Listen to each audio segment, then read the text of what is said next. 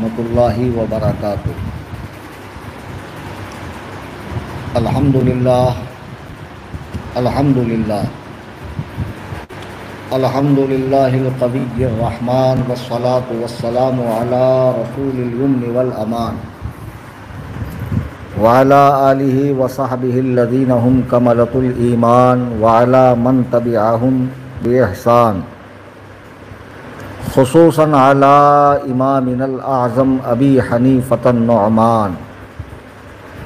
اما بعد، قال اللہ تبارک و تعالی فی القرآن المجید والفرقان الحمید، فاعوذ باللہ من الشیطان الرجیم، بسم اللہ الرحمن الرحیم۔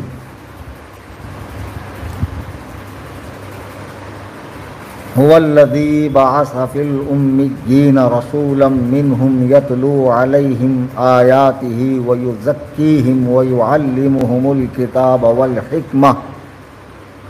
والحکمۃ وإن کانوا من قبل لفی ضلال مبین وآخرین منہم لما یلحقوا بہم وہو العزیز الحکیم۔ صدق اللہ العظیم۔ برادران اہل سنت اور دنیا بھر سے آن لائن سماعت کرنے والے میرے سنی، حنفی، جنتی، بریلوی بھائیوں، سب سے پہلے ہم اور آپ انتہائی عقیدت و محبت کے ساتھ نبی رحمت شفیع امت جناب احمد مجتبیٰ محمد مصطفیٰ صلی اللہ تعالی علیہ وسلم کی بارگاہ میں ہدیہ درود و سلام پیش کریں۔ اللہم صلی علی سیدنا مولانا محمد، صلاۃ و سلام علیک یا سیدی یا حبیبی یا رسول اللہ صلی اللہ تعالی علیہ وسلم۔ جیسا کہ اعلان کیا گیا تھا سوشل میڈیا کی معرفت کہ انشاءاللہ الرحمن امام اعظم ابو حنیفہ رضی اللہ تعالیٰ عنہ کی سیرت پر بیان کیا جائے گا، بس اسی سلسلے میں آج میں حاضر آیا۔ ہر سال 2 شعبان المعظم کو امام اعظم ابو حنیفہ رضی اللہ تعالیٰ عنہ کے عرس پاک کی مناسبت سے تنظیم سنی جمعیت الاحناف کی جانب سے لنگر وغیرہ اور بیان کا اہتمام کیا جاتا ہے۔ سال گزشتہ بھی میں نے تقریر کی تھی اور آج پھر حاضر آیا۔ چند باتیں انشاءاللہ میں آپ کے گوش گزار کروں گا جس سے آپ کے علم میں اضافہ ہوگا اور آپ اپنے امام کی شخصیت کو پہچان سکیں گے، چونکہ بڑے افسوس کے ساتھ کہنا پڑ رہا ہے کہ حنفی ہونے کے باوجود عوام کا ایک بڑا طبقہ امام اعظم ابو حنیفہ کی ذات سے ناواقف ہے۔ ہمارے آقا و مولا امام اعظم ابو حنیفہ، جن کا نام نعمان ہے اور ان کے والد گرامی کا نام ثابت ہے اور دادا کا نام زوطا ہے، یہ حضرت زوطا جو تھے یہ آتش پرست تھے اور حضرت مولائے کائنات رضی اللہ تعالیٰ عنہ کے مقدس ہاتھوں پر انہوں نے اسلام قبول کیا، اور جب ان کے بیٹا پیدا ہوا یعنی امام اعظم کے والد حضرت ثابت، وہ حضرت مولائے کائنات کی بارگاہ میں اپنے بیٹے کو لے کر گئے۔ حضرت علی نے کوئی چیز اپنے منہ میں چبا کر ان کے منہ میں ڈالی اور ان کے لیے برکت کی دعا فرمائی۔ اسی دعا کا یہ نتیجہ ہے کہ امام اعظم ابو حنیفہ جیسا عظیم الشان اور بے مثل و بے مثال عالم دین ان کے گھر پیدا ہوا۔ حضرت امام اعظم ابو حنیفہ کا نام نعمان ہے۔ القاب بہت ہیں، امام الفقہا بھی ہے، امام المحدثین بھی ہے، سراج الامہ بھی ہے، کاشف الغمہ بھی ہے، امام اعظم بھی ہے، استاذ المجتہدین بھی ہیں، اور دین حق کے مدون اول بھی آپ ہیں۔ آپ کی پیدائش کے تعلق سے میں نے اس کے پہلے بھی کئی بیان میں عرض کیا کہ علماء کا کچھ اختلاف ہے، مورخین کا۔ بعض لوگ ہجری 60 بیان کرتے ہیں، کوئی 67 بیان کرتا ہے۔ علامہ زاہد الکوثری نے معتبر روایات سے، معتبر تاریخی حوالوں سے ہجری 70 بھی بیان کیا ہے، لیکن سارے مورخین کا اس پر اتفاق ہے کہ آپ ہجری 80 میں پیدا ہوئے، 80 سے آگے کسی نے آپ کے سال پیدائش کو بیان نہیں کیا ہے۔ یعنی اگر ہجری 80 بھی مانا جائے تو جیسا کہ میں پہلے عرض کر چکا ہوں کہ دنیا میں آخری صحابی جو ہے وہ ہجری 120 تک تھے، تو امام اعظم ابو حنیفہ نے صحابہ کا لگ بھگ 40 سال کا زمانہ پایا ہے۔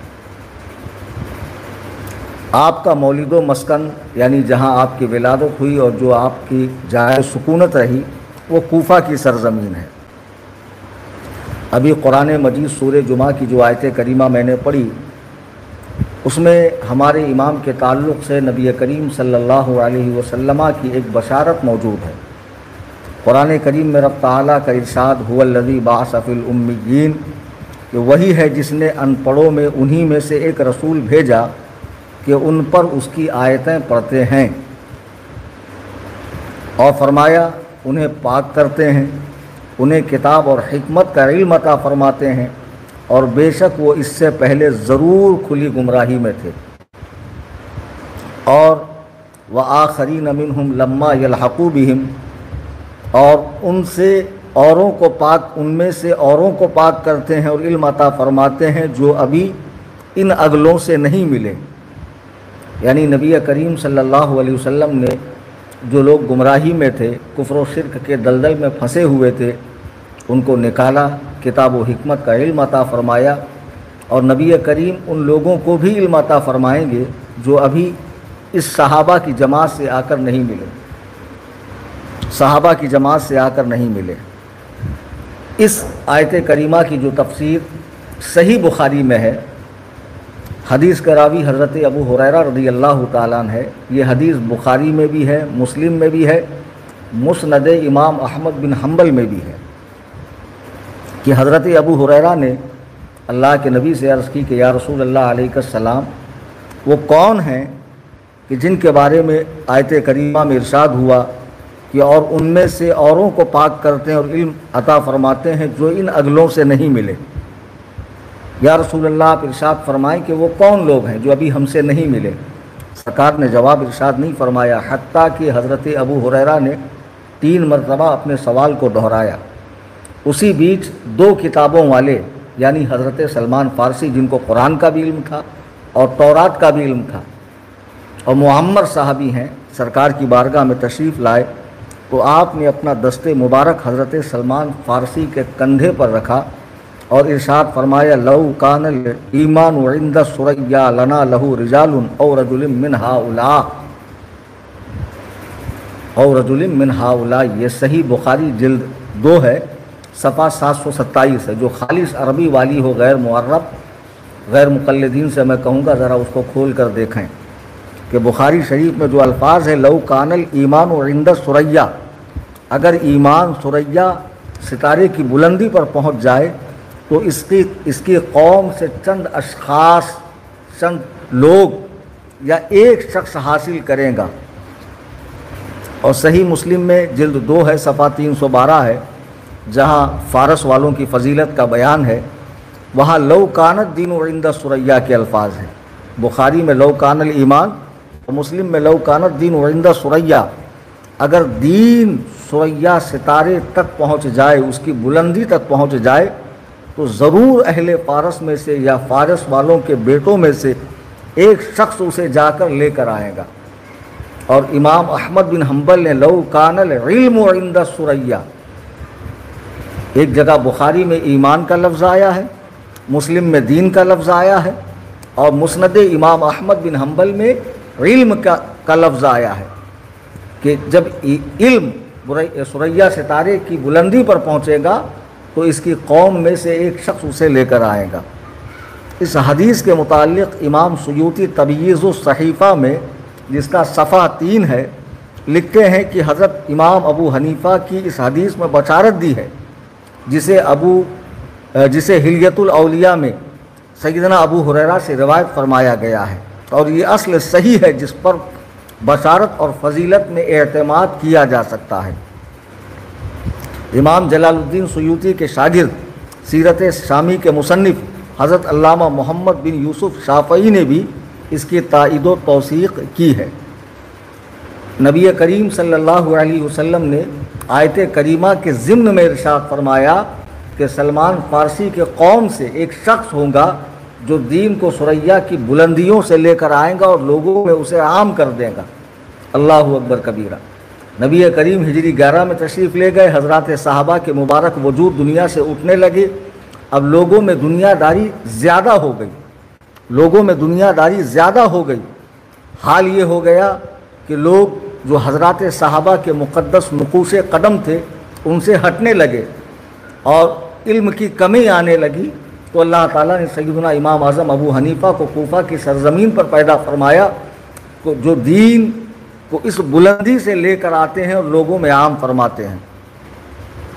اور یاد رکھو، فارس والوں میں امام اعظم ابو حنیفہ سے بڑھ کر کوئی صاحب علم نہیں گزرا ہے۔ جی ہاں، این سعادت بزور بازو نیست، یہ نیک بختی جو ہے وہ ہاتھوں سے، طاقت سے، بل سے حاصل نہیں کی جا سکتی ہے۔ تا نہ بخشد خدائے بخشندہ، جب تک عطا کرنے والا رب اسے عطا نہ فرمائے، یہ طاقت سے نہیں حاصل کی جا سکتی ہے جب تک اللہ تعالیٰ اسے عطا نہ فرمائے۔ امام اعظم ابو حنیفہ رضی اللہ تعالیٰ عنہ کی جو علم کی طرف رغبت ہوئی وہ تھوڑی بڑی عمر میں ہوئی ہے، لگ بھگ 20 سال کی عمر میں۔ آپ خود فرماتے ہیں کہ ایک روز میں بازار سے جا رہا تھا کہ کوفہ کے مشہور تابعی امام شابی رحمۃ اللہ علیہ سے ملاقات ہوئی۔ انہوں نے مجھ سے کہا، بیٹا کیا کرتے ہو؟ میں نے عرض کیا، بازار میں کاروبار کرتا ہوں۔ امام اعظم ابو حنیفہ کا کاروبار کپڑے کا بہت بڑے پیمانے پر تھا۔ تو آپ نے فرمایا کہ تم علماء کی مجلس میں بیٹھا کرو، مجھے تمہاری پیشانی پر علم و فضل اور دانش مندی کے آثار نظر آتے ہیں۔ ان کے ارشاد نے امام اعظم کے دل میں ایسا گھر کیا، ایسے متاثر ہوئے کہ آپ نے بجائے بازار کے علم دین کا راستہ اپنایا اور حضرت حماد کی بارگاہ میں پہنچ گئے، جو اس وقت کوفہ میں بہت بڑے علم تھے۔ اور حضرت حماد حضرت ابراہیم نخعی رحمۃ اللہ علیہ کے شاگرد تھے اور ان کی گدی پر بیٹھے ہوئے تھے۔ حضرت ابراہیم نخعی رحمۃ اللہ علیہ حضرت علقمہ رضی اللہ تعالیٰ عنہ کے شاگرد تھے، جو کوفہ کے اندر بہت بڑے عالم تھے۔ اور حضرت علقمہ نے عبداللہ ابن مسعود سے علم حاصل کیا اور ان کے جانشین تھے۔ اور عبداللہ ابن مسعود نبی کریم صلی اللہ علیہ وسلم کے رازدار ہیں، سفر و حضر کے ساتھی ہیں۔ سرکار نے جن صحابہ سے قرآن سیکھنے کا امت کو حکم فرمایا اس میں ایک عبداللہ ابن مسعود ہے، اور فرمایا کہ عبداللہ ابن مسعود جسے حرام کہے وہ حرام ہے، جسے حلال کہے وہ حلال ہے، یعنی وہ مجھ سے اتنا علم حاصل کر چکا ہے کہ اسے حلال و حرام کی اچھی طرح تمیز ہے۔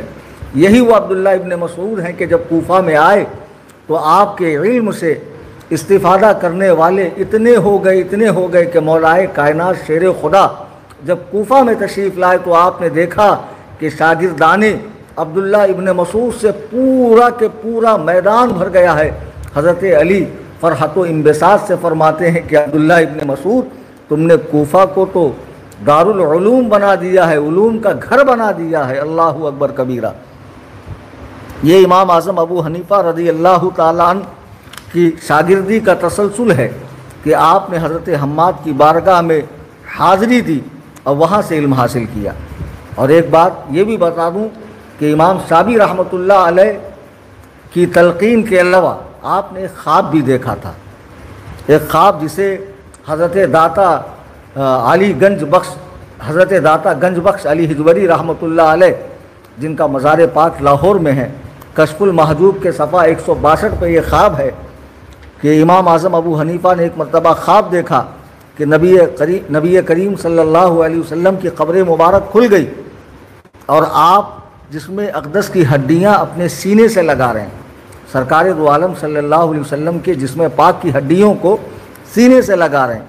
یہ خواب سے آپ کو بڑی گھبراہٹ ہوئی کہ اس طرح کا خواب مجھے نہیں دیکھنا چاہیے، تو آپ نے اپنے غلام کو بھیجا کہ جاؤ امام ابن سیرین، جنہوں نے لگ بھگ 500 صحابہ کی زیارت کی تھی، جا کر ان سے اس خواب کی تعبیر پوچھ کر آؤ کہ تعبیر کیا ہے۔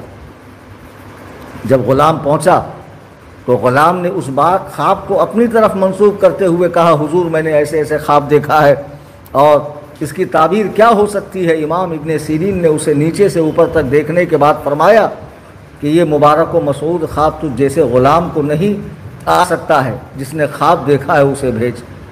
غلام حاضر ہوا، کہا حضور وہ جواب نہیں دے رہے، کہتے ہیں جس نے خواب دیکھا ان کو بھیجو۔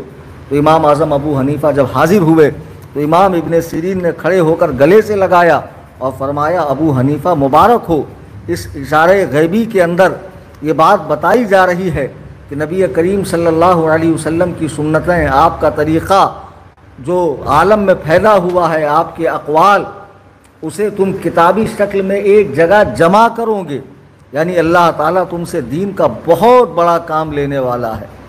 یہ امام اعظم ابو حنیفہ رضی اللہ تعالی عنہ کا نبی کریم صلی اللہ علیہ وسلم کے تعلق سے خواب دیکھنا اور امام ابن سیرین رحمۃ اللہ تعالی علیہ کا یہ تعبیر بیان فرمانا اور امام شافعی رحمۃ اللہ علیہ کا آپ کو علم کی طرف راغب کرنا، تلقین کرنا کہ علماء کی مجالس کو اپنے لیے لازم پکڑو۔ چنانچہ پھر آپ نے علم دین سیکھنے کا جو آغاز فرمایا تو ایسے باکمال عالم بنے، ایسے باکمال عالم بنے کہ مجتہد مطلق بن گئے، اور قرآن و حدیث سے لگ بھگ 12,93,000 مسائل آپ نے جمع فرمائے اور رہتی دنیا تک کے لیے مسلمانوں کے لیے آسانی پیدا فرمائی۔ امام اعظم ابو حنیفہ کی ذات بڑی خصوصیات کی حامل ہے۔ کوئی ایک وصف ہو، دو وصف ہو، ایک خوبی ہو، دو خوبی ہو تو انسان بیان کرے، حقیقت یہ ہے کہ آپ کی ذات مقدسہ پر کلام کرنے کے لیے اور آپ کی شخصیت کا حقیقی تعارف کرنے کے لیے مہینوں لگ جائیں گے، اور نہ جانے کتنی نشستوں میں کئی گھنٹے بیان کرنا پڑے گا، تب جا کر آپ کی شخصیت پر مکمل بات ہو سکے گی۔ ہم چند باتیں یہاں عرض کریں گے۔ جیسا کہ میں نے عرض کیا کہ امام اعظم کی ولادت ہجری 80 میں کوفہ کی سرزمین پر ہوئی، اور آپ کو علم کی طرف راغب کرنے والے حضرت امام ابن سیرین رحمۃ اللہ علیہ ہے۔ اب آپ کے تعلق سے کہ اللہ تعالیٰ نے آپ کے سیرت و کردار کو کس طرح بنایا تھا۔ جو لوگ اونچی شخصیت کے حامل ہوتے ہیں اور جن کا انتخاب اللہ کی طرف سے دین کے کام کے لیے ہوتا ہے، پھر ان کو اللہ تعالیٰ ہر زاویے سے، ہر طرح سے نوازتا ہے، اور ان کی شخصیت اس طرح ہو جاتی ہے کہ لوگوں کو پھر اس کے اندر کسی طرح کی کوئی کمی بیشی کی گنجائش نہیں رہتی ہے۔ لیکن افسوس کہ آج بھی کیڑے نکالنے والے موجود ہیں، اور ہر بڑی شخصیت میں لوگ کیڑے نکالتے ہیں۔ وہ امام اعظم ہی کی تخصیص کیا، کیڑے نکالنے والے تو اللہ و رسول کی ذات میں بھی عیب پیدا کرتے ہیں معاذ اللہ۔ امام اعظم ابو حنیفہ کی سیرت و کردار کا عالم یہ تھا کہ آپ کے شاگرد حضرت عبداللہ ابن مبارک بیان کرتے ہیں کہ جب میں کوفہ پہنچا اور پوچھا کہ یہاں سب سے بڑا زاہد کون شخص ہے، وہ زمانہ صحابہ کے زمانے سے قریب کا ہے، اور وہ زمانہ آج کے زمانے کی طرح نہیں تھا۔ وہاں پر معمولی سی سنت کے ترک کو بہت برا سمجھا جاتا، چھوٹی سی سنت کے ترک کو بھی برا سمجھا جاتا تھا۔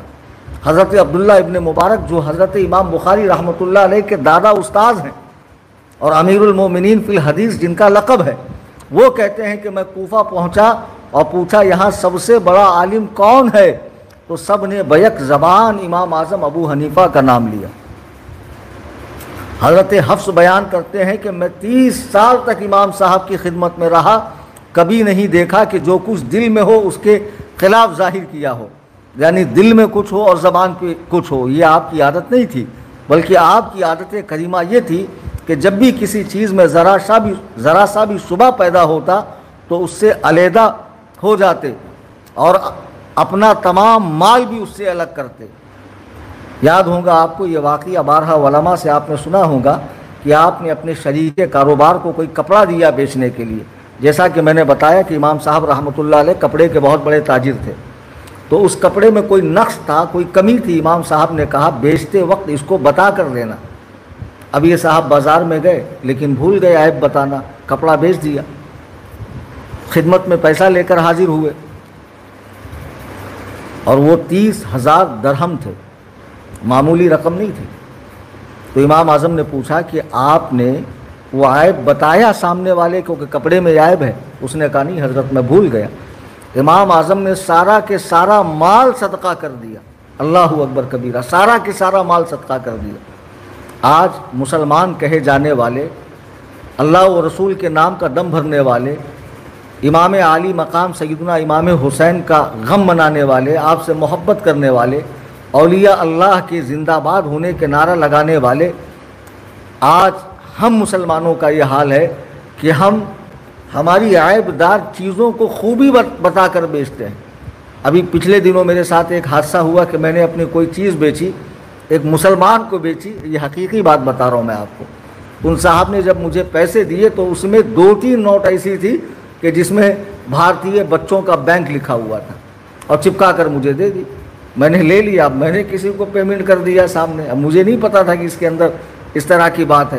اب ان صاحب نے مجھے 2 دن بعد فون کر کے بتایا کہ آپ نے جو نوٹ مجھے دی ہے اس کے اندر بھارتیہ بچوں کا بینک، یعنی آدھی اصلی ہے اور آدھی نقلی ہے، کہیں سے پھٹ گئی ہوگی تو انہوں نے بچوں کی نوٹ کو اس میں چپکا دیا اور مجھے تھما دیا۔ اب 2 دن بعد جب وہ صاحب فون کر رہے ہیں تو میں نے ان سے ضرور واپس لیا، بھائی میں میری ذات سے کسی مسلمان کا کیوں نقصان کروں، لیکن جنہوں نے مجھے دیا ان کو ذرا سا تو سوچنا چاہیے۔ اور جس امام کی ہم تقلید کر رہے ہیں ان کا کہ احتیاط کا عالم یہ ہے کہ بغیر عیب بتائے کپڑا بیچا اور رقم حاصل ہوئی تو ساری کے ساری رقم راہ خدا میں خرچ کر دی۔ امام یزید بن ہارون رحمۃ اللہ علیہ جو شروع میں امام اعظم کے بڑے مخالف تھے، لیکن پھر بعد میں ایسے مداح ہوئے اور ایسے چاہنے والے ہوئے کہ ان کی مجلس میں کسی نے امام اعظم کی شان میں گستاخی کی تو امام یزید بن ہارون بہت دیر تک خاموش رہے۔ لوگوں نے آپ سے کہا خدا آپ پر رحم فرمائے، ہمیں آگاہ کیجئے معاملہ کیا ہے؟ آپ نے فرمایا ابو حنیفہ متقی تھے، پاکیزہ شخصیت کے مالک تھے، دنیا سے بے نیاز تھے، زبان کے سچے تھے اور اپنے زمانے کے بہت بڑے حافظ الحدیث تھے۔ امام اعظم کے حزم و احتیاط، زہد و تقویٰ کی چند مثالیں میں نے اوپر بھی پیش کی، اور یہ زہد و تقویٰ وہ چیز ہے کہ جس کے ذریعے بندہ اللہ کا تقرب حاصل کرتا ہے، اور امام صاحب کا زہد و تقویٰ تو بے مثال تھا۔ آج بھی جس کا شہرہ زبان خلق پر ہے اور دنیا اعتراف کرتی ہے کہ واقعی امام اعظم ابو حنیفہ بڑے متقی پرہیزگار، کہ جس نے 40 سال تک عشاء کی وضو سے فجر کی نماز پڑھی ہو، اور کوفہ شہر میں جب ایک بکری چوری ہو گئی تو آپ نے قصائی کو بلا کر پوچھا کہ بکری کی عمر کتنی ہوتی ہے؟ اس نے کہا 7 سال۔ امام اعظم ابو حنیفہ نے 7 سال تک اس کا گوشت تناول نہیں فرمایا۔ کیا ضروری تھا کہ وہ چوری کی بکری آپ ہی کے قصائی کے پاس آتی؟ کوئی ضروری بات تھی؟ کیا ضروری تھا کہ وہ کوفہ ہی میں ذبح ہوتی؟ کسی اور شہر بھی تو منتقل ہو سکتی تھی، اور شریعت نے آپ کو اس کا مکلف نہیں بنایا کہ آپ اس کی تحقیق کرتے، اور قصائی سے ہرگز گوشت خریدنا ناجائز و حرام نہیں تھا، لیکن یہ آپ کا تقویٰ تھا، آپ کا احتیاط تھا کہ آپ نے 7 سال تک بکری کا گوشت تناول نہیں فرمایا اور اپنے نفس پہ قابو رکھا۔ آج جو لوگ ولایت کے دعوے دار ہیں، جب بریانی کے پلیٹیں بھر کے آتی ہے، کوفتے اور شیرمال اور طرح طرح کے پکوان آتے ہیں تو گلے تک ٹھوستے ہیں، اور جب قوالی کی محفل ہوتی تو بھانگڑا ڈالنے لگتے ہیں، اور جب نمازوں کا وقت آتا تو پیر پسار کر سوتے ہیں، کعبے میں نماز پڑھتے ہیں۔ ان حرام خور جاہلوں کو امام اعظم ابو حنیفہ کی زندگی سے سبق حاصل کرنا چاہیے۔ امام اعظم ابو حنیفہ کی زندگی سے سبق حاصل کرنا چاہیے کہ ہمارے اسلاف و ائمہ کے پاس یہی وہ عظیم دولت تھی کہ جس کی بنیاد پر ہر جگہ وہ کامیابی اور کامرانی کے جھنڈے گاڑا کرتے تھے۔ اللہ تعالیٰ انہیں ہر میدان میں سرخرو فرمایا کرتا تھا۔ تقویٰ و پرہیزگاری کی اہمیت و افادیت سے انکار نہیں کیا جا سکتا ہے۔ رب تعالیٰ نے قرآن کریم میں جگہ جگہ تقویٰ کے متعلق فرمایا ان المتقین فی جنات و نہر، بے شک پرہیزگار متقی باغوں اور نہر میں رہیں گے۔ ان اللہ یحب المتقین، بے شک اللہ تعالیٰ پرہیزگار لوگوں کو دوست رکھتا ہے۔ ان اولیاؤہ الا المتقون، بے شک پرہیزگار لوگ ہی اللہ کے ولی ہیں۔ ان المتقین فی جنات و نعیم، بے شک پرہیزگار باغوں اور چین کی زندگی گزاریں گے، باغوں کے اندر چین کی زندگی گزاریں گے۔ افسوس جب سے ہم نے اس قیمتی سرمایہ کو فراموش کر دیا اور اس کی اہمیت و افادیت کو ختم کر دیا، کامیابیوں نے ہم سے رخ موڑ لیا۔ دیکھیے امام اعظم نے جب اسے مضبوطی سے پکڑا تو خالق کائنات نے کس قدر عظمت و رفعت، سر بلندی و سرفرازی انہیں عطا فرمائی۔ ضرورت اس بات کی ہے کہ ہم اسلاف کی روش کو اپنائیں اور اپنی زندگی میں تقوی و طہارت کو پیدا کریں، عبادت و ریاضت کو پیدا کریں، زہد و ورع کو پیدا کریں، صبر و حلم کو پیدا کریں، بڑوں کی تعظیم و تکریم کریں، اپنے مذہب حق پر سختی سے قائم رہیں۔ امام اعظم ابو حنیفہ رحمۃ اللہ علیہ کہ زہد و ورع کا عالم سنیے۔ زہد و ورع کا عالم یہ ہے کہ آپ کی ذات اپنے زمانے میں یگانہ روزگار تھی، اور جس کا اعتراف آپ کے معاصرین میں بھی کیا، اور آج تک بڑے بڑے شواف علماء، احناف تو کرتے ہی ہیں، شواف علماء نے تک کیا ہے۔ جی ہاں، امام یزید بن ہارون رحمۃ اللہ علیہ جیسا آپ کا سخت مخالف اعتراف کر رہا ہے، فرماتے ہیں زہد و ورع کا عالم کہ ایک مرتبہ میں جا رہا تھا، سخت دھوپ کا عالم تھا، میں نے دیکھا کہ امام ابو حنیفہ دھوپ میں بیٹھے ہوئے، حالانکہ بازو میں ایک گھر تھا کہ جس کا کچھ سایہ باہر کو نکلا ہوا تھا۔ امام صاحب چاہتے تو سائے میں بیٹھ سکتے تھے، میں قریب گیا، میں نے کہا حضرت سائے میں کیوں نہیں بیٹھتے، آپ سائے میں کیوں نہیں بیٹھتے؟ امام اعظم ابو حنیفہ فرماتے ہیں کہ اس گھر والے نے مجھ سے کچھ قرض لے رکھا ہے، تو میں اس کے گھر کے سائے سے فائدہ اٹھاؤں، اسے میں درست نہیں سمجھتا ہوں کہ جو قرض نفع دے وہ سود ہے۔ اللہ اکبر کبیرہ، اللہ اکبر کبیرہ۔ ذرا غور کیجئے کہ آج ہم کسی کو قرضہ دیں تو ہم نے سود کو پروفٹ کا، بینیفٹ کا نام دیا، چلیے ہم پروفٹ بینیفٹ نہ بھی لیں تو اتنا احسان جتا دیں گے کہ بیچارہ کسی کو منہ دکھانے کے لائق نہیں رہتا، یا اس سے پارٹیاں لیتے ہیں، بھئی آپ کو قرض مل گیا، کام بنا، پارٹی دیجئے۔ ارے اللہ کے بندے، جو قرض نفع دے وہ سود ہے، آپ مسلمان کے ساتھ ایسا کرتے ہو؟ امام اعظم ابو حنیفہ اگر چھاؤں میں بیٹھ جاتے تو شرعاً وہ سود نہیں تھا، یہ تقوی ہے، یہ طریقت ہے۔ حقیقت میں شریعت سے بڑھ کر دین پر عمل کرنے کو طریقت کہتے ہیں۔ آج جاہلوں نے طریقت نام رکھا ہے حلوہ مانڈا کھانے کا، مریدنیوں کے ساتھ بھانگڑا ڈالنے کا، مزاروں کے اوپر دھمال ڈالنے کا، جسے یہ آج کے جہلا طریقت کہہ رہے ہیں۔ حقیقت میں یہ جہالت ہے۔ طریقت تو شریعت پر اور زیادہ سختی سے عمل کرنے کا نام ہے۔ طریقت شریعت پر اور زیادہ سختی سے عمل کرنے کا نام ہے۔ اور امام اعظم ابو حنیفہ کہ جہاں زہد و تقوی کی بات ہوئی، سیرت و کردار کی بات ہوئی، ان کے صبر و حلم کو بھی سماعت کریں۔ نہایت حلیم، بردبار، صابر و شاکر انسان تھے ہمارے امام صاحب، کبھی کسی کو اپنے ہاتھ و زبان سے تکلیف نہ دی۔ نبی کریم کا ارشاد ہے جو مشکات میں ہے، اللہ کے نبی فرماتے ہیں پورا مسلمان، کامل مومن وہ ہے جس کے ہاتھ اور پیر سے دوسرے مسلمان محفوظ ہوں۔ امام یزید بن ہارون کہتے ہیں میں نے کسی کو آپ سے زیادہ حلیم نہیں دیکھا۔ دین کی فضیلت، پرہیزگاری، زبان کی حفاظت، مفید باتوں کی طرف توجہ کرنا آپ کا خاص کام تھا۔ ایک مرتبہ ایک شخص نے آپ کو بہت برا کہا، حتیٰ کہ زندیق کہا۔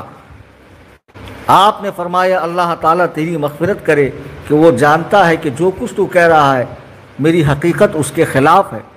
آپ نے اسے پلٹ کا جواب نہیں دیا۔ خود امام اعظم فرماتے ہیں میں نے کبھی کسی سے اس کی برائی کا بدلہ نہ لیا، اور نہ کسی پر لعنت کی، نہ کسی مسلمان یا ذمی پر ظلم کیا، نہ کسی کو دھوکہ دیا، نہ کسی کو فریب دیا۔ یہ امام اعظم ابو حنیفہ کی شان ہے۔ آج ہی ایک صاحب نے مجھ سے واٹس ایپ پہ مسئلہ پوچھا کہ ایک مسلمان ہے جو کافروں کو چیز دیتے وقت کم تولتا ہے، تو جب اس سے کہا گیا، شاید وہ آن لائن سن بھی رہے ہوں اس وقت، تو کہتا ہے کہ مال غنیمت سے فائدہ اٹھانا جائز ہے۔ اسے ہم نے مسئلہ بتایا کہ پہلے اس کو مال غنیمت کی تعریف سمجھاؤ کہ راہ خدا میں کفار سے جو جہاد ہوتا ہے پھر وہاں سے جو چیزیں ملتی ہے وہ مال غنیمت ہے۔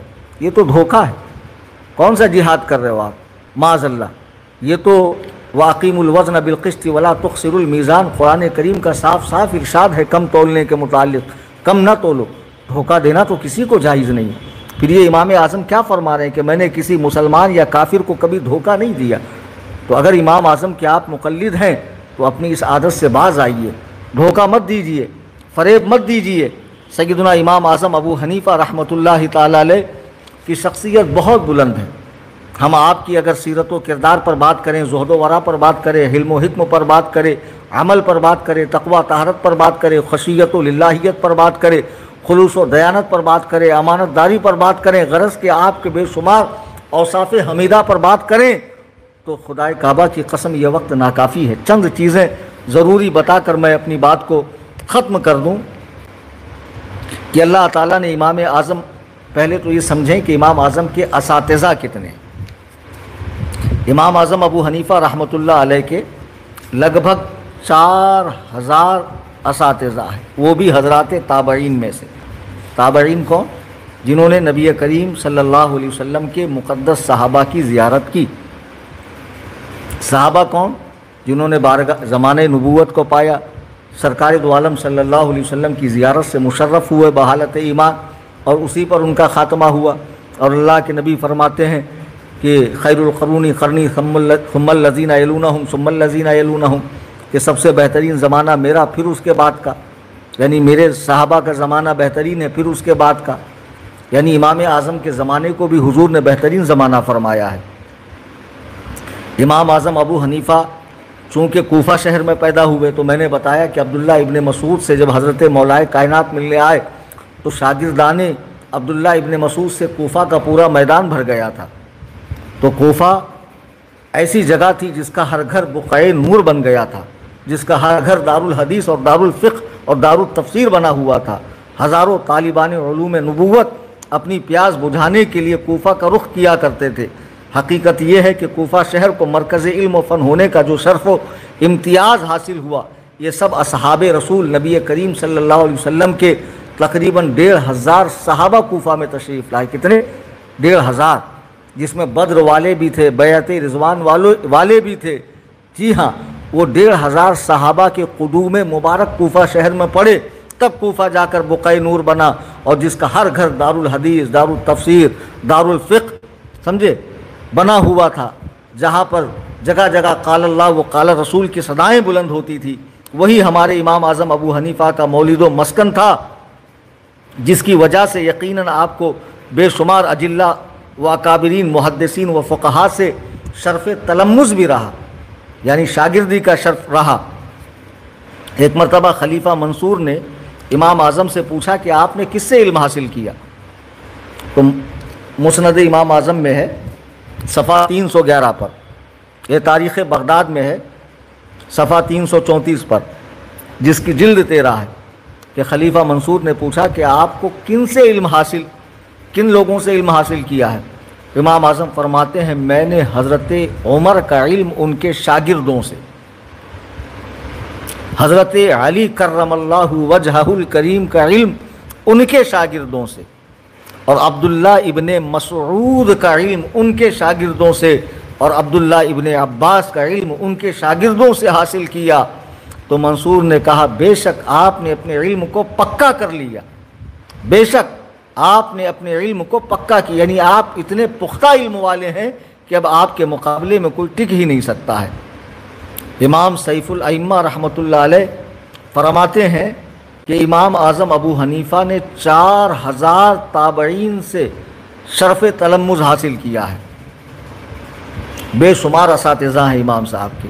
یہاں میں ایک دلچسپ واقعہ بتاؤں گا کہ ایک مرتبہ شوافع یعنی امام شافعی رحمۃ اللہ علیہ کے مقلدین اور امام اعظم ابو حنیفہ کے مقلدین میں بحث چھڑ گئی، کون زیادہ قابل ہے، کون امام زیادہ قابل ہے۔ حالانکہ اس طرح کی بحثیں نہیں کرنا چاہیے بزرگوں کے بارے میں، آج بھی کچھ ناعاقبت اندیش لوگ کرتے ہیں، ارے بھائی ہم چھوٹے ہیں، ہماری زبان میں اتنی طاقت کہاں کہ بڑوں کے معاملے میں زبان کھولیں۔ بہرحال اس کو جو ہے وہاں بحث چھڑنے لگی گروہ شوافع میں اور احناف میں دونوں، میرا امام افضل، میرا امام افضل۔ تو سیدنا امام ابو عبداللہ بن ابی حفص الکبیر رحمہ اللہ کا وہاں سے گزر ہوا، تو ان بحث کرنے والوں کے بیچ آپ بیٹھ گئے۔ پوچھا بھئی بات کیا ہے؟ تو کہا امام کو لے کر بحث چل رہی ہے۔ امام کو لے کر بحث چل رہی ہے۔ تو امام ابو عبداللہ نے پوچھا شوافع سے ذرا بتاؤ کہ تمہارے امام کے استاذ کتنے ہیں؟ تو شافعی حضرات نے گنوانا شروع کیا تو 80 کے قریب نکلے۔ احناف سے پوچھا تم اپنے امام کے استاذوں کا نام بتاؤ۔ جب احناف نے گنانا شروع کیا تو 4000 نکلے۔ تو امام ابو عبداللہ نے فرمایا کہ جس کے استاذ زیادہ اس کا علم زیادہ۔ بھئی جس نے 80 استاذ سے علم حاصل کیا ہوگا، ظاہر سی بات ہے اگر ایک استاذ سے ایک حدیث لیا ہوگا تو 80 حدیث، 2 لیا ہوگا تو 160 حدیث۔ امام صاحب نے اگر ایک استاذ سے ایک حدیث لی ہوں گی تو 4000 حدیث، 2 لی ہوں گی تو 8000 حدیث۔ تو امام ابو عبداللہ فرماتے ہیں کہ یہ امام اعظم کی امام شافعی پہ ادنا فضیلت ہے۔ جی ہاں، ہمارے امام اعظم ابو حنیفہ نے 4000 اساتذہ سے علم دین حاصل کیا، اور آپ کو شرف تابعیت ہے، آپ کو شرف تابعیت ہے، آپ نے صحابہ کی زیارت کی ہے۔ خود آپ کا بیان ہے، مسند امام اعظم دیکھ لیں جس کا صفحہ 36 ہے، فرماتے ہیں میں ہجری 80 میں پیدا ہوا، اپنے والد کے ساتھ ہجری 96 میں حج پر گیا۔ اس وقت میری عمر 16 سال تھی۔ جب میں مسجد حرام میں گیا تو بہت سے لوگوں کو حلقہ بنائے بیٹھے ہوئے دیکھا، تو میں نے اپنے والد سے پوچھا کہ یہ کس بزرگ کا حلقہ ہے، یہ کس کا گروپ ہے؟ تو انہوں نے فرمایا یہ حلقہ حضور کے صحابی عبداللہ بن حارث الزبیدی کا ہے۔ تو میں آگے بڑھا اور ان کو یہ فرماتے سنا کہ وہ کہتے ہیں کہ میں نے رسول اللہ سے سنا ہے کہ جس شخص نے اللہ تعالیٰ کے دین کی مکمل سمجھ اور اس کا علم حاصل کیا تو اللہ اس کے لیے کافی ہے، اور اسے ایسی جگہ سے رزق عطا فرمائے گا جہاں اس نے سوچا بھی نہیں ہوگا۔ جی ہاں، امام اعظم ابو حنیفہ نے عبداللہ بن حارث سے جو ہے براہ راست یہ حدیث سنی، اور آپ کی کئی صحابہ سے ملاقات ہے، مختلف تعداد ہے، 70 صحابہ کی بھی ہے، 20 صحابہ کی بھی ہے، 6 صحابہ یا 7 صحابہ سے آپ کا حدیث روایت کرنا بھی ثابت ہے۔ بعض لوگ یہ اس طرح کی باتیں کرتے ہیں کہ بھائی ان کی کوئی حدیث ثابت نہیں ہے، ان کے صحابہ سے ملاقات ثابت نہیں ہے، یہ صرف حسد ہے، بغض ہے، اور اس کے سوا کچھ بھی نہیں ہے۔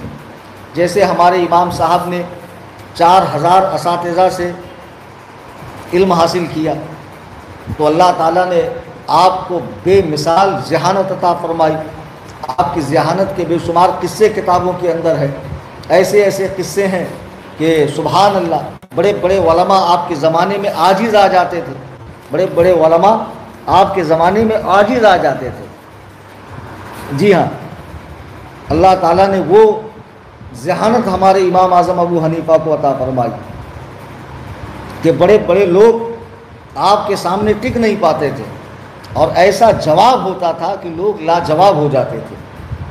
اس کی کئی، جیسے میں ایک واقعہ سنا دوں، بہت زیادہ تفصیل نہیں۔ کوفہ میں اس زمانے میں محمد بن عبد الرحمن ابن ابی لیلہ جو منصب قضات پر فائز تھے، قاضی تھے وہاں سے، اور 30 برسوں سے فیصلے کر رہے تھے لوگوں کے۔ ایک مرتبہ امام صاحب راستے سے گزر رہے تھے، یہ صاحب بھی گزر رہے تھے، تو امام صاحب نے دیکھا کہ بھرے بازار میں ایک عورت نے ایک آدمی سے کہا اے زانی مرد اور زانی عورت کے بیٹے۔ قاضی صاحب نے بھی یہ بات سن لی تو انہوں نے فوراً عورت کو گرفتار کروایا، واپس مسجد میں لوٹے۔ لوٹنے کے بعد انہوں نے عورت کو کھڑے کر کے حد قذف یعنی 80 کوڑے مارنے کا حکم دیا، اور اس پر 80 کوڑوں کی ڈبل حد جاری کی، کیونکہ اس نے زانی عورت اور زانی مرد کے بیٹے کہا تھا۔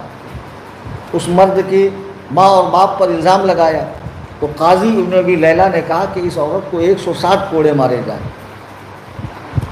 امام اعظم ابو حنیفہ تشریف لائے قاضی صاحب کے پاس، فرمایا آپ نے 6 غلطیاں کی، آپ نے 6 غلطیاں کی۔ پہلی غلطی یہ کہ جب آپ مسجد سے اٹھ کر چلے گئے تھے، جب مجلس قضا سے فارغ ہو گئے تھے، تو اس کے بعد آپ کو اس دن فیصلہ نہیں کرنا چاہیے۔ دوسری یہ کہ آپ نے مسجد کے اندر حد کو جاری کیا، یعنی جو سزا ہے وہ مسجد کے اندر جاری نہیں کرنا چاہیے تھا، منع ہے۔ تیسری غلطی آپ نے یہ کی کہ عورت کو کھڑے رہ کر آپ نے حد لگوائی، جبکہ عورت کے بارے میں صاف ہے کہ اس پر بیٹھ کر حد جاری کی جائے۔ تیسری یہ کہ آپ نے ایک لفظ پر دو حدیں جاری کی جبکہ اس سے ایک ہی حد بنتی ہے۔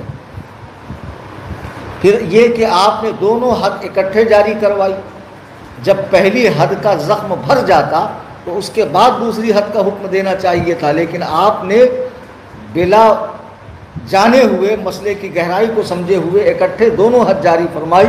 تیسرے یہ کہ جس کو گالی دی گئی اس نے دعویٰ ہی نہیں کیا، اور آپ پھوکٹ میں بیگانے کی شادی میں عبداللہ دیوانہ بن کے خامخواہ اس کا فیصلہ کرنے کے لیے آ گئے۔ کیا اس نے آپ سے کہا تھا کہ مجھے انصاف چاہیے اور مجھے جو ہے اس کی طرف سے مجھے جو ہے فیصلہ چاہیے، انصاف چاہیے؟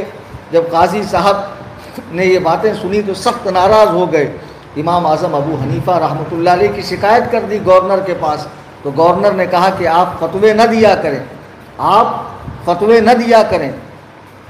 تو امام اعظم ابو حنیفہ نے سوچا کہ فتویٰ دینا تو فرض کفایہ ہے اور امیر کی اطاعت کرنا چاہیے، تو آپ نے کئی دنوں تک فتویٰ نہیں دیا۔ جب دوبارہ آپ کو حکم دیا گیا کہ فتویٰ دیا کریں، کیونکہ لوگوں کے مسئلے حل نہیں ہو رہے تھے، امام اعظم کے بنا مسئلے کیسے حل ہوں گے، پھر دوبارہ آپ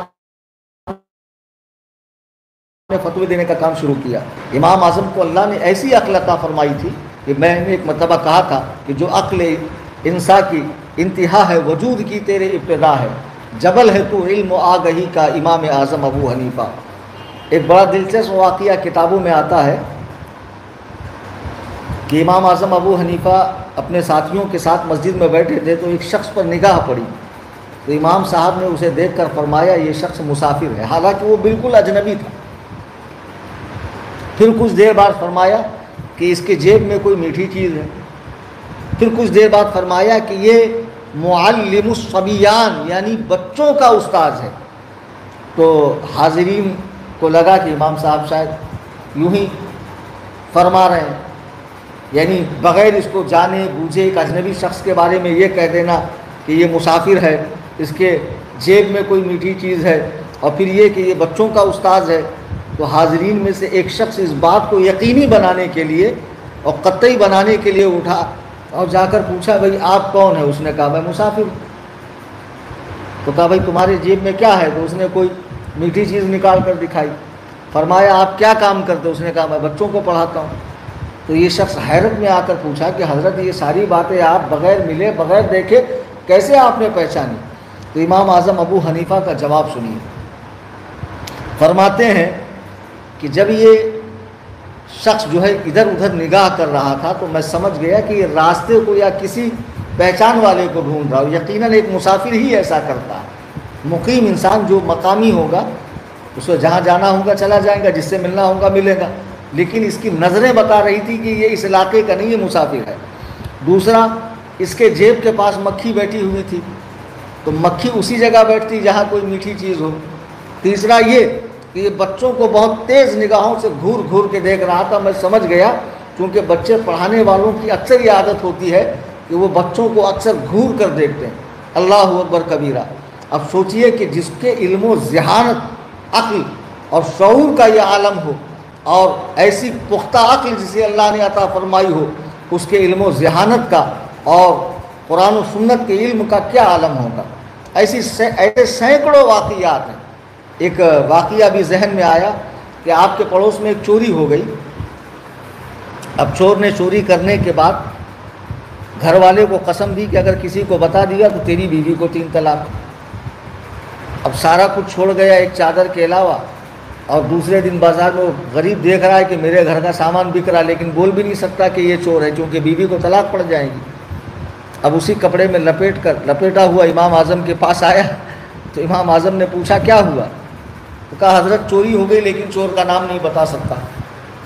تو اس زمانے میں چور لوگ بھی بڑے ایسے نہیں تھے کہ اگر چور ہے تو پھر پورا دین ہی چھوڑ دو، یعنی کچھ برا کر رہے ہو تو کچھ اچھا کرنے کی گنجائش ہی نہیں ہے، کچھ برا کر رہے ہو تو کچھ اچھا بھی کر لو۔ نمازی بھی ہوتے تھے چور۔ امام اعظم نے دوسرے دن فجر کی نماز میں جب سارے لوگ حاضر تھے تو اپنی عقل و ذہانت کا اس طرح ثبوت دیا کہ صدر دروازے پہ کھڑے رہے اور اس کو اپنے بغل میں کھڑا کیا، اور ایک ایک شخص جو مسجد سے نکلتا تو آپ پوچھتے یہ تیرا چور ہے؟ وہ کہتا نہیں۔ ایسا کئی لوگوں کے بارے میں ہوا۔ جب اصل چور سامنے آیا آپ نے پوچھا یہ تیرا چور ہے؟ وہ خاموش ہو گیا۔ امام صاحب سمجھ گئے یہ چور ہے، لوگ بھی سمجھ گئے۔ پھر معاملہ پیش ہوا گورنر کے پاس اور ساری کی ساری چیز اسے مل گئی۔ اب دیکھو ہوا کیا، اس نے کہا تھا اگر تو بتائے گا میں چور ہوں تو تیری بیوی کو طلاق، اس نے تو بتایا ہی نہیں نا، بنا بتائے اس کا کام ہو گیا۔ اللہ تعالیٰ نے ہمارے امام اعظم ابو حنیفہ رضی اللہ تعالیٰ عنہ کو ایسی عقل و ذہانت عطا فرمائی تھی۔ سینکڑوں واقعات کتابوں کے اندر امام اعظم ابو حنیفہ کے ہیں کہ امام اوزاعی رحمۃ اللہ علیہ ہیں غالباً، کہ ان کے پاس حجام آیا، اس نے کہا کہ میں امام ابو حنیفہ کے سفید بال کاٹ رہا تھا،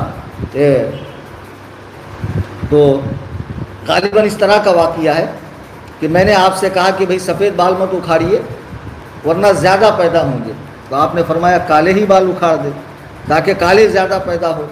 تو آپ مسکرا کر فرماتے ہیں کہ ابو حنیفہ نے اپنے قیاس کے ذریعے ایک حجام کو بھی بے بس کر دیا، عاجز کر دیا۔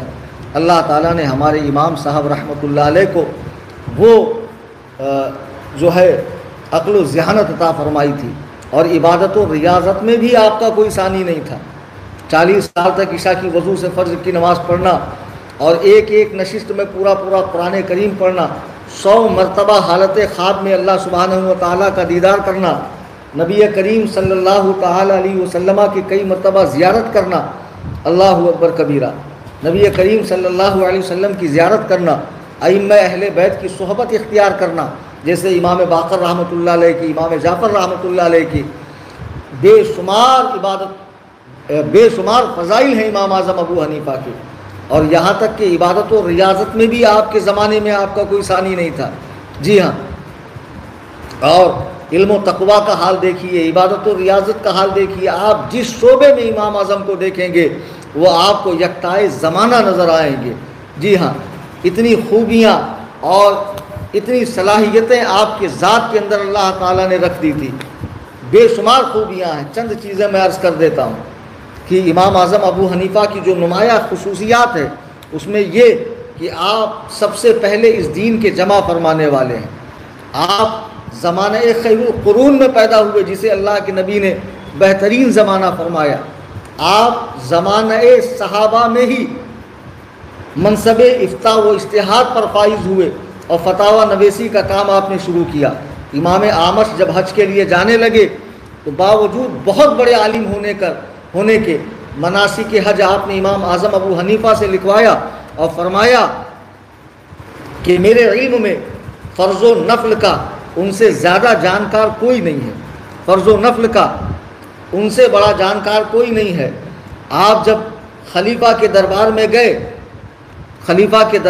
گئے تو ایک شخص عیسیٰ بن موسیٰ نے خلیفہ سے کہا کہ آپ کے پاس روئے زمین کا سب سے بڑا عالم آیا ہے۔ جی ہاں، آپ اپنے زمانے میں قرآن و حدیث کے بہت بڑے عالم تھے۔ امام اعظم ابو حنیفہ رضی اللہ تعالیٰ نے سب سے پہلے فقہ کو مدون کیا، کتب و ابواب پر ترتیب دیا، جس طرح آج ہے۔ سیدنا امام مالک رحمۃ اللہ علیہ نے موطا میں آپ ہی کا اتباع کیا ہے۔ آپ کی فقہ کو اللہ تعالیٰ نے دنیا کے کونے کونے میں پہنچایا۔ آج دنیا میں جو مسلمان ہیں اہل سنت و جماعت، اس میں بڑا حصہ آپ ہی کے مقلدین کا ہے، بڑا حصہ آپ ہی کے مقلدین کا ہے۔ آپ کے زمانے میں ہی آپ کا مذہب ہند، سندھ، روم، ترکی اور ماوراء النہر تک پہنچ گیا۔ امام اعظم ابو حنیفہ کے مقلدین مسلمانوں میں سب سے بڑی تعداد میں ہیں۔ جی ہاں، اور آپ پر جن لوگوں نے جرح کی، آپ پر جن لوگوں نے بکواس کی، ان کا جواب ائمہ شوافع علماء نے بھی خوب دیا ہے، احناف نے بھی بہت دیا ہے، مالکیہ نے بھی دیا ہے، حنابلہ نے بھی دیا ہے۔ امام اعظم ابو حنیفہ کے مذہب کو اللہ تعالیٰ نے وہ تقویت اور وہ شان عطا فرمائی کہ آج دنیا میں سب سے زیادہ احناف ہیں اور انشاءاللہ قیامت تک رہیں گے۔ یہ پدہ پدی کا شوربہ جو آج کل ماڈرن فرقہ پیدا ہوا ہے غیر مقلدین کا، جو بانس لگا کر اونچا ہونا چاہتے ہیں، ان گدھوں کو بتاؤ کہ پیروں میں بانس لگانے سے کوئی اونچا نہیں بنتا ہے، ان کی کیا اوقات ہے۔ امام اعظم ابو حنیفہ رحمۃ اللہ علیہ کو رب تعالیٰ نے اونچا کیا ہے۔ جسے اللہ تعالیٰ اونچا کرے اسے کون گھٹا سکتا ہے؟ گھٹانے والے خود گھٹ جائیں گے، خود مٹ جائیں گے، نام و نشان ختم ہو جائے گا۔ 100 سال پہلے تک جو کوئی قابل ذکر نہیں تھے، جن کا وجود نہیں تھا، آج یہ شریر ٹولہ جگہ جگہ مساجد میں گھس کر لوگوں کی نمازوں میں خلل ڈالتا ہے۔ تمہاری نماز تو کوفی نماز ہے، اور تمہاری نماز تو ایسی ہے، اور کوفہ والے تو یوں ہیں، کوفہ والے تو یوں ہیں۔ ان گدھوں کو بتاؤ کہ کوفہ میں 1500 صحابہ تشریف لائے۔ کوفہ تو علم و فضل کا ایک شہر تھا، اور امام اعظم کو اللہ تعالیٰ نے وہیں پیدا فرمایا، اور آپ کے ذریعے اللہ تعالیٰ نے دین کا اتنا بڑا کام لیا۔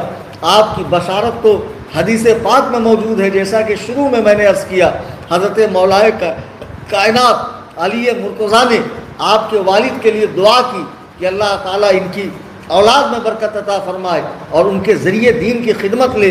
بے شک حضرت مولائے کائنات کی دعا رائے گاہ نہیں جائے گی، یقیناً وہ کارگر ہوئی اور صحیح ثابت ہوئی، اور دنیا نے امام اعظم ابو حنیفہ جیسا عالم پایا۔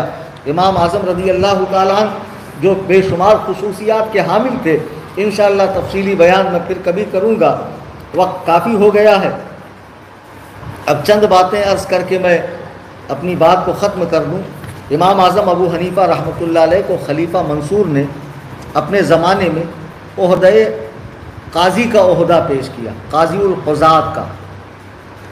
جو لوگ کہتے ہیں کہ حنفی مذہب بادشاہوں کے ذریعے پھیلا ہے، جب امام اعظم کو یہ گولڈن چانس ملا، امام اعظم اگر قاضی القضات بن جاتے تو پوری دنیا میں آپ کے مذہب کے سوا کوئی مذہب نہ ہوتا، لیکن آپ کے تقوی و احتیاط کا یہ عالم تھا کہ آپ نے قاضی القضات بننا پسند نہیں فرمایا۔ آپ نے قاضی القضات بننا پسند نہیں فرمایا۔ بادشاہ کو اتنا غصہ آیا، خلیفہ کو اتنا غصہ آیا کہ اس نے آپ کو قید کروا دیا، اور قید کروا کر روزانہ آپ کو جو ہے کوڑے مارے جاتے۔ اس بڑھاپے کے اندر آپ کو روزانہ کوڑے مارے جاتے، آپ کا مبارک خون جسم سے نکل کر آپ کی ایڑیوں پہ گرنے لگتا، اور روزانہ 10 کوڑے آپ کو پابندی سے مارے جاتے۔ اس ظلم و تشدد کے باوجود بھی آپ کے پائے استقلال میں جنبش نہیں آئی، اور نہ آپ کے دل میں حرص دنیا جاگی، نہ جاہ و منصب کا خیال دل میں آیا۔ جب بادشاہ نے دیکھا بات اس طرح بھی نہیں بنے گی، تو آپ کو زہر دیا گیا، جس کا اثر جب آپ کو محسوس ہونے لگا تو آپ سجدے میں چلے گئے، اور سجدے کی حالت ہی میں دنیا اسلام کا یہ عظیم ستون، بشارت نبی، دعائے مولا علی، امام الائمہ، سراج الامہ، کاشف الغمہ، استاذ المجتہدین، جس کا اتباع بڑے بڑے مجتہدین نے کیا، محدثین نے کیا، فقہا نے کیا، جس کی غلامی کا پٹا بڑے بڑے اولیاء اللہ کے گردن میں ہے، جس کا مذہب صبح قیامت تک چلے گا، جس کے بارے میں امام عبد الوہاب الشعرانی رحمہ اللہ فرماتے ہیں، جو شافعی عالم ہے، کہ میں نے دیکھا کہ حضور کے سینہ مبارک سے 5 نہریں نکلی ہیں، ایک نہر آگے جا کے سوکھ گئی، 4 نہریں چل رہی ہیں، قیامت کے قریب 3 نہر سوکھ جائیں گی، ایک نہر چلتی رہے گی۔ اس نہر کا نام مذہب حنفی ہے۔ جب حضرت عیسیٰ آسمان سے تشریف لائیں گے، اللہ کے نبی ہیں، جب وہ فیصلے فرمائیں گے تو ان کے فیصلے مذہب حنفی کی تائید کریں گے، یعنی ان کے فیصلے ایسے ہوں گے جس سے مذہب حنفی کی تائید ہوں گی۔ دنیا اسلام کا یہ جلیل القدر عظیم، دنیا اسلام کی جلیل القدر ہستی، اسلامی ستونوں میں سے، اسلام کے 4 ستونوں میں سے ایک ستون سیدنا امام اعظم ابو حنیفہ پر اتنا ظلم و تشدد کیا گیا کہ آپ کو کوڑے مارے جاتے، اس کے باوجود جب کوئی بات نہ بنتی نظر آئی، زہر دیا گیا۔ بحالت سجدہ ہجری 150 2 شعبان کو آپ اس دار فانی سے کوچ کر گئے۔ جب لوگوں کو پتہ چلا تو لوگوں کی حالت خراب ہو گئی، رونے لگے۔ اعلیٰ حضرت امام اہل سنت رضی اللہ تعالیٰ عنہ فتاوی رضویہ جلد 9 صفحہ 341 پر لکھتے ہیں کہ آپ کے صاحبزادے حضرت حماد نے آپ کی نماز پڑھائی، آپ پر کل 6 مرتبہ نماز جنازہ پڑھی گئی، اور ہر بار 50,000 لوگ تھے، یعنی تقریباً 6 لاکھ لوگوں نے آج سے 1300 سال پہلے آپ کی نماز جنازہ پڑھی۔ جب آخر میں آپ کے بیٹے حضرت حماد نے نماز جنازہ پڑھی، اس کے بعد پھر آپ کی نماز جنازہ نہیں ہوئی۔ جب امام شافعی رحمۃ اللہ علیہ کو خبر ملی تو آپ نے دعا پڑھی، انا للہ و انا الیہ راجعون، اور فرمایا کوفہ سے علم کا نور بجھ گیا، اب اس کی مثل لوگ نہیں دیکھیں گے، یعنی اس کی مثال لوگوں لوگ نہیں دیکھیں گے۔ ہجری 459 پر آپ کی مزار پر گنبد بنایا گیا۔